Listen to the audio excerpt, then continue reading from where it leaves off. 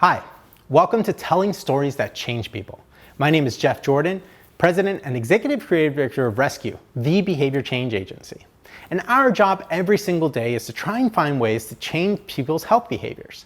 And one of the key ways that we do that is by telling stories, but not just any kind of stories. Stories that actually motivate people to look at their world in a different way, in a way that will hopefully lead to health behavior change.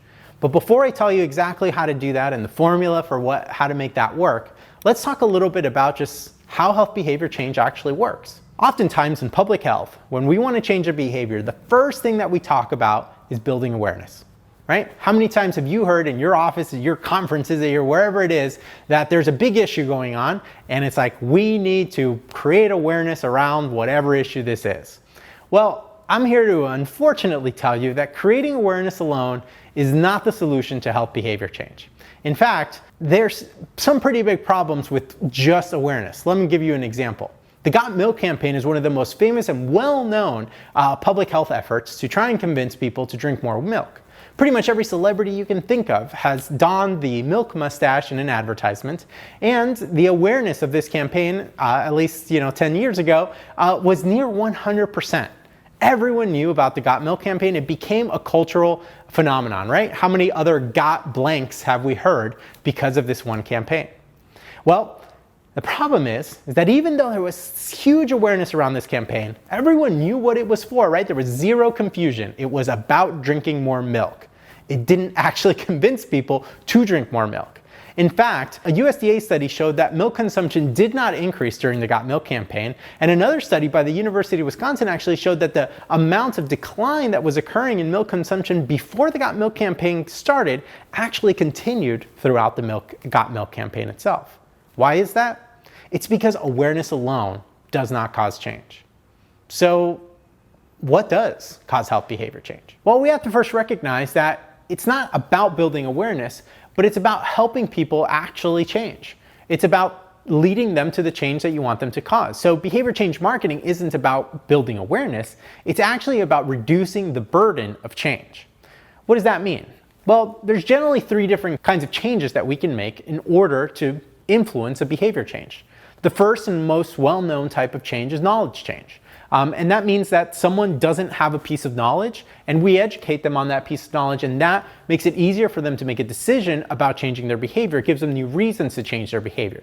This could be new knowledge about the risks of an unhealthy behavior, or about the benefits of a healthy behavior, or perhaps knowledge about how to change a behavior. For example, someone who smokes and knows that smoking is bad but doesn't quite know how to successfully quit smoking, that would be knowledge around the process and tips and tricks of how to be a successful quitter. Now, it doesn't just take knowledge to change behavior. As we know, there are many people engaging in unhealthy behaviors that know they are unhealthy. And so another trick that we have to essentially reduce the burden of change is changing the environment. And this means that we are focused on things like adding bike lanes or making it illegal to smoke indoors. All of these environmental changes make an unhealthy behavior more burdensome and make the healthy behavior less burdensome. So we reduce the burden of change to be healthy. And then the last category we can do is actually change norms. Changing norms sometimes is the most difficult, but can also be the most fruitful because it actually embeds the health behavior within the person's own identity and culture. All three of these strategies are designed to reduce the burden of change. In other words, reduce the burden of engaging in the healthy behavior. Now, today we're going to talk about storytelling. And storytelling, while it helps all three of these categories, is particularly helpful in changing norms. So how does storytelling actually work in changing norms? Well, we can change norms by telling stories that actually change people's perceptions about themselves and their cultures. And so what does this mean? It means that stories that change people create new connections between values and behaviors. Can't be an existing connection. We can't just reflect the world as it is. We have to actually challenge the norms that currently exist in the world to cause this change. Now, this may sound a bit complicated, or maybe it sounds simple. It's just two ingredients, right? But it's really important that we understand how to do this to cause norm change, because this is actually how many unhealthy behaviors and unhealthy norms begin within many of the audiences that we're actually trying to affect. So let me show you an example of something that may seem unusual when you watch it, But think about what it's doing as you watch it. Think about the value and the new behavior connection that's being made through this example advertisement. Sometimes you wanna go where everybody knows your name, and they're always glad you came. You wanna be where you can see our troubles are all the same. You wanna be where everybody knows your name. You wanna go where people know people are all the same. You wanna go where everybody knows your name.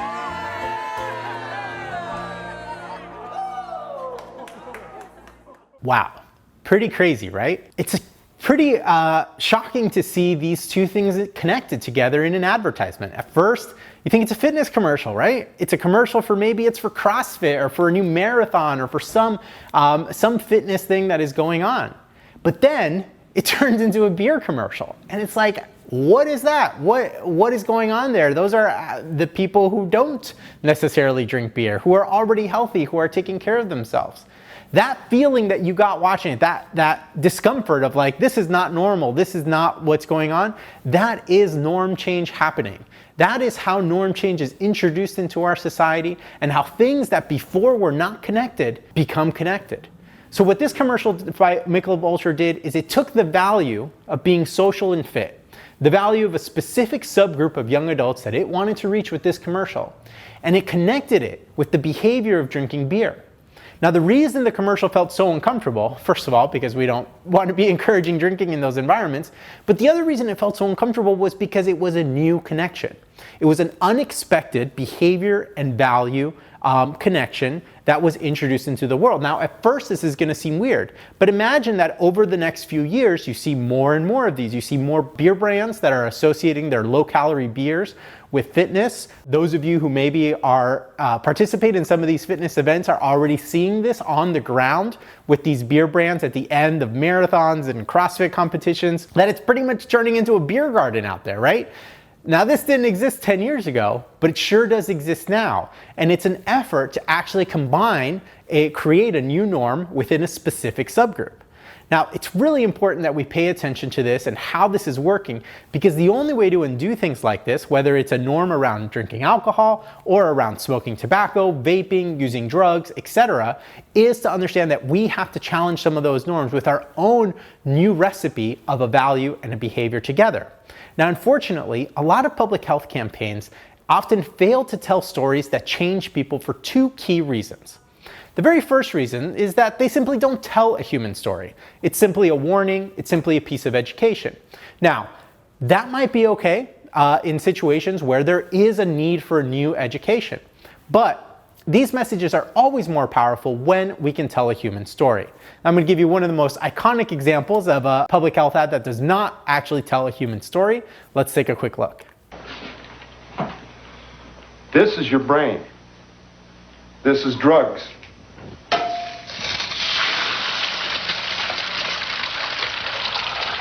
This is your brain on drugs. Any questions? Iconic, right? Now, the thing about this is that it is sort of a piece of education that, hey, drugs are harmful to you. Arguably, there is not enough information for someone to actually walk away with a piece of new information, so we're not quite sure if it's actually achieving any kind of knowledge change. But what is absolutely missing is the human story, right? How does living drug-free fit into someone's life? Who knows? Based on this commercial, all it is a simple scare tactics.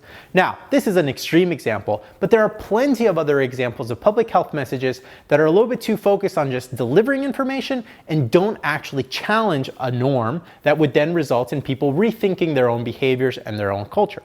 Now, other ads do try to go further, and they try to actually tell a human story. So we're halfway there. The problem with some of these other ads is that they don't actually establish a new norm. Instead, they just repeat to us what we already see in the real world. So here's a good example of that.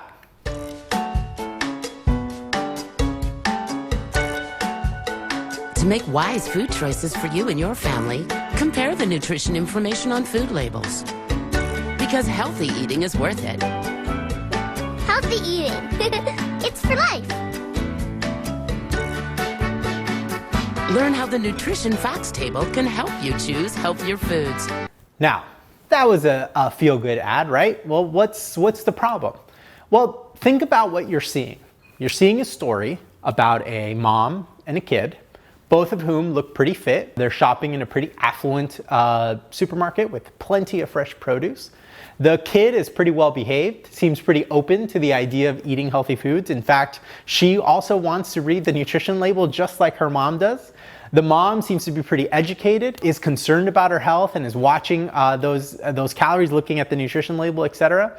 Right? It's all of these things that are exactly who we would expect to already be healthy. Right? So people who look at that mom and say, that's exactly me, are probably people who already have healthy norms within their life.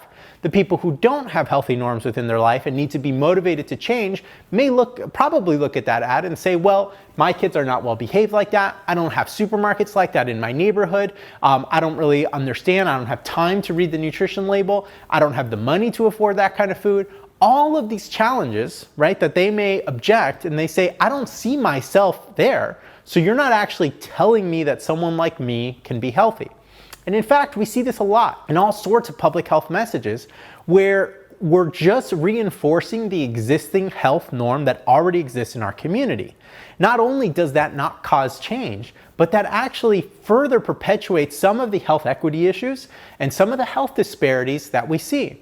Because when our campaigns look like the healthiest people that are already in our community, look like people who already have adopted health, essentially look like the perfect stock photo of a healthy human being, we're telling everyone who doesn't look like this, everyone who doesn't hang out in these places, who doesn't make as much money as these folks do, who doesn't have a life that seems as happy and cheerful as their life does, who doesn't have a friend group that is quite as multicultural as these friend groups, we're telling them that health isn't for them, that health is for people like this. And it's a harsh thing to think about, but that is how a lot of people interpret this kind of marketing. They see it as public health marketing designed to speak to someone else and not really designed to speak to them. Because all it does is reinforces this is what a healthy person looks like, and if you don't look this way, then you can't be healthy too. Now, we don't want that. We want to change that. So how do we actually create new healthy norms rather than just reinforce and repeat to people the exact norms that they already see in their communities every day? Well, we have to tell stories that change people and create new connections between values and behaviors. So what does that mean? Well, we can't just repeat what people already see in their life. We can't just go and film healthy people doing healthy things. We need to take someone who people wouldn't necessarily assume is engaging in a healthy behavior, and we need them to talk about why they are engaging in the healthy behavior by using values that are unique to them and unique to their own group, and connecting those values to the actual risk behavior, the healthy behavior that we want to encourage. So here's a quick example of what that might look like. I own every part of who I am, even the pieces I thought I had to hide. I've learned to embrace my complexity and reject any threat to it. Like smoking, which can damage nearly every part of my body.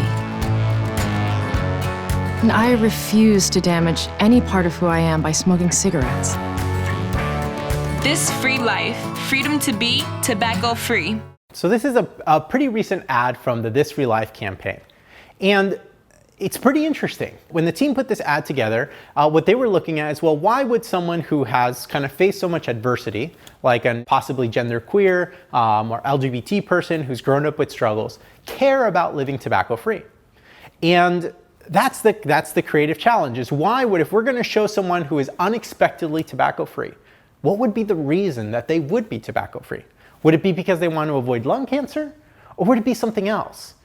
And that's when we started to look for values that could connect to this person's desire to be healthy. And the values that this particular ad talks about are things like self-protection and self-acceptance, right? If I fought to be here and I fought to kind of be the person that I am today, then I don't want to put that person that I fought so hard to create, face so much adversity with, that I don't want to put that person at risk. I want to protect that person that I've created, that I'm now proud of. That's a whole different reason to live tobacco-free than a person would normally expect. And that is exactly what creating a new norm looks like. You take a value that is currently not associated with the healthy behavior and you associate it with that behavior that you're trying to promote. That is a story that can change someone. Maybe it won't change everybody, but within this subgroup, it can have a dramatic impact on a lot of people who had never quite looked at tobacco use in that way. So one of the things you probably noticed was that this was a pretty targeted ad, right? It's not for everybody. It is for a specific subgroup of people, LGBT people. But selecting that subgroup allowed us to actually focus on a specific value that we wouldn't have been able to focus on if we tried to reach everybody at once. And that's actually a really key part of creating stories that change people. It's that you have to identify a value from a specific audience segment. That means we can't just target everybody because people don't all value the same things. So we need to look at who is at risk, ideally by looking at some of their identity and psychographics rather than just looking at their demographics. And then identifying reasons and ways that particular group might live healthier. Now, one of the ways that we've talked about segmentation many times, if you've seen any of our past videos or presentations, is teen peer crowd segmentation. And you can click on the link if you want to get a nice comprehensive overview on that. But essentially, we talk about 5 different peer crowds: mainstream, popular, alternative, country, and hip hop. And when we look at tobacco control, we tend to look at the alternative, country, and hip hop groups as some that are at highest risk of tobacco use. Now, let me show you why when we're trying to tell stories that change people, this kind of segmentation can actually be really helpful. This table here shows some of the different values across these different peer crowds. So on the first value there, you can see I care about protecting the environment. It's the alternative group with the green bar that agrees with this the most at 82%, and the country group that agrees with this the least at 59%. The next value is I go out of my way to support local music and artists. Alternative teens, again, the highest. Mainstream and country, some of the lowest. Then we look at I'm a patriotic person. This is actually country teens. I agree with this value the most at 71%, while hip hop teens are all the way down at 27, alternative at 38. I care about being fashionable. This is something that hip hop and popular teens care about, not so much country teens. And then finally, I care about keeping my body free of unhealthy substances and toxins. This is something that hip hop and mainstream, and to a slightly lesser extent popular teens, do care about, but not something that alternative or country teens really care about a lot. So the point of all this is that when we segment based on psychographics, when we actually understand who people are and what their cultures are, we can understand some of the values that are unique to them, which is pretty much our key to creating messages, creating stories that can have a chance at changing their perceptions, their worldview, their identity, and their personal desire to engage in a healthy or unhealthy behavior. So let's go ahead and take a look at a few psychographically targeted, in this case peer crowd targeted stories that have the potential to change people. Here's the first one. When my parents first left home, they didn't have much. So they made their own way and built their own shop. You have to respect that. I guess you can say I got their drive. Day in and day out, I put my mind and body into my own thing. So I live tobacco-free because it's a fact that smoking cigarettes can damage nearly every part of your body. Nah, I need to get 100% out of this body to get where I'm going. Fresh Empire. Keep it fresh. Live tobacco-free. All right, so this is an ad from the Fresh Empire campaign, and this campaign specifically targeted the hip-hop peer crowd. And obviously it's about living tobacco-free, but what was the value that it was connecting? Through her storytelling, she told us a few things. She told us, one, that she has a strong respect for her family and the sacrifices that her family has made, and that because of those sacrifices, she wants to get out ahead. She wants to be successful, and she wants to prove to her family that the sacrifices they made were for a good reason. And then she connects those things, those really deep-seated values in many hip-hop teens, particularly minority teens, with the idea of living tobacco-free to protect the body that she needs to be successful in the career she's chosen. Right? So now, is it about health consequences? Yeah, it's in there, right? It talks about the damage that tobacco does to your body, but it gives it more meaning by focusing on the values that she has. Her value is not simply that she wants to have a healthy body. Her value is that she wants to be successful, and she needs to be healthy to be able to be successful. And so therefore, she is choosing to live tobacco-free for that reason. That is a new connection that for a young person who also may want to be successful in hip-hop culture, maybe they haven't thought of that.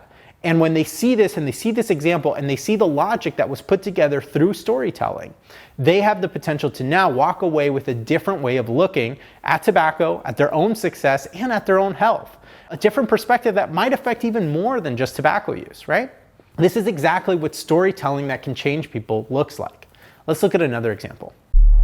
When I was 13, I was bullied by a group of kids in my middle school. Now, I stand up for anyone tormented by bullies, and that means standing up to big tobacco. They gave cigarettes to psychiatric facilities, taking advantage of those already fighting to find their own identities. People walked into these hospitals looking for help and healing, but thanks to the tobacco industry, they walked out of these hospitals addicted. Today, 45% of all people who smoke cigarettes are also living with mental illness. Coincidence, or exactly what the tobacco industry planned?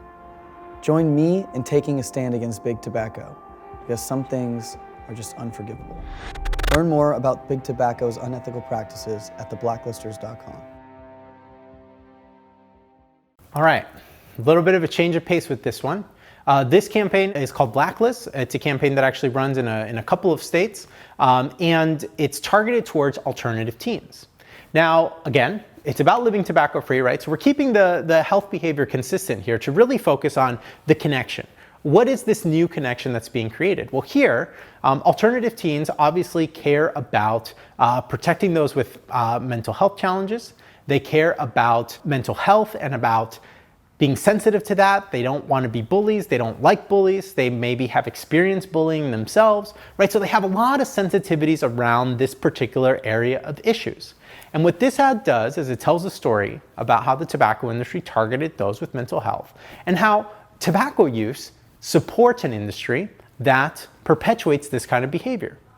Again, a whole new connection, a connection that a young person probably had never made, and now they're going to look at tobacco and they're going to look at cigarettes in a whole different way than they may have before. And as a bonus, the person speaking actually is from a well-known band, which again further connects to this peer crowd. We saw earlier that they support their local artists and things like that. They really care about bands.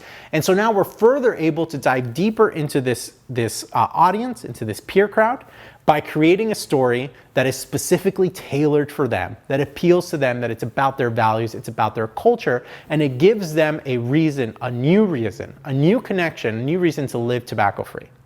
Let's look at one last example.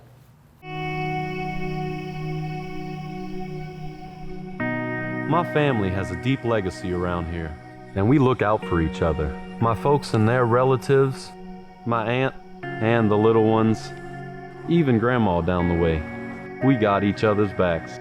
Even when it comes to my little brother, he's really something, but he's one of the reasons I live tobacco-free. Because if I use tobacco, my little brother is more likely to use it too, and that can cause him cancer down the line. I can't be the reason he does that. So for my family, I live tobacco-free. Go to downanddirtylife.com/lookingout. All right, so this final ad is for a campaign called Down and Dirty that also is being implemented in a few different states. And this one takes also a different tone, targeting the country peer crowd.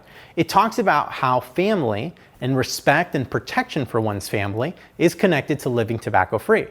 Again, it does allude to the health consequences associated with tobacco, but it's more about what one's personal tobacco use does to others in their family, particularly their younger siblings, and how being tobacco-free is a way of showing your respect and your protection for those younger siblings in your family.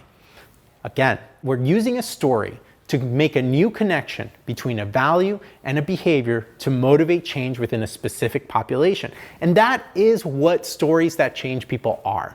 They're stories that make new connections between values and behaviors. And we can do this for any single kind of public health behavior. All you have to do is, well, 3 key things. First, you have to segment. You have to use psychographics to divide your population into segments so that you can focus on values that are unique to a specific group. If we're trying to reach everybody at once, then we're essentially stuck with whatever the most generic values are of an entire population. The more you segment and the more refined your population is, on psychographics specifically, the more of a kind of deep-seated and unique segment you're going to be able to speak to. This will make a story much more powerful because people will see themselves in the story, right? If anybody can see themselves in a story, it's a pretty generic story. But if the story looks like it was specifically made for you, well, now that's the story you're going to pay attention to. And that's what happens to our audiences. The more specific and targeted we are, the more they pay attention and the more they listen to what we have to say. The next step is the association. You have to find a value that can be connected to the healthy behavior.